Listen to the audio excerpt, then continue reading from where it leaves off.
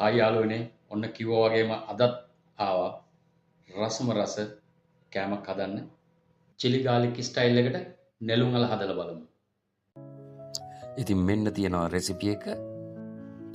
කලින් මෙන්න මේ දේවල් ටික ලෑස්ති කරලා තියාගන්න. මේ දේවල් ටික හොඳට චොප් කරලා ලෑස්ති කරලා තියාගන්න ඕනේ.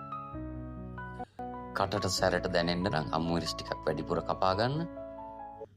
ඊට පස්සුව නෙළුම් අල මෙන්න මේ විදියට හොදලා සුද්ධ කරලා කපලා හොඳට බොයිල් කරගන්න ඕනේ. කහ ටිකකුයි ලුණු ටිකකුයි දාලා බොයිල් කරගන්න අමතක කරන්න එපා. ඉතින් නෙළුම් අල ටික තැම්බෙන අතරේ අපි දැන් හදාගන්න ඕනේ චිලි ගාලික් පේස්ට් එක. මෙන්න මේ විදිහට තමයි මම ඒක හදාගත්තේ. තෙල් ටිකක් දාලා මේ ටික හොඳට තෙම්පරාදු කරගෙන මිරිස්, කෑලි මිරිස් සහ ගම් මිරිස් හොඳට තෙම්පරාදු කරගන්නවා. ඊට පසුව සෝයා සෝස් සහ තක්කාලි සෝස් ස්වල්පයක් දාලා මේක හොඳට තික් කරගන්න ඕනේ. දැන් චිලි ගාලික් පේස්ට් එක ලෑස්ති. දැන් අපි ඊට පස්සේ කරන්නේ තම්බගත්ත නෙළුම් අල ටික එකතු කරගෙන හොඳින් මික්ස් කරගන්නවා.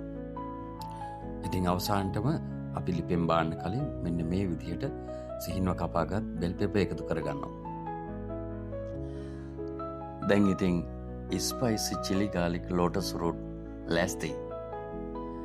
මෙන්න මේ විදිහට තමයි ඒක අවසානට දැක් ගන්න පුළුවන් වෙන්නේ. ඉතින් ඔබත් try කරලා බලන්න අමතක කරන්න එපා.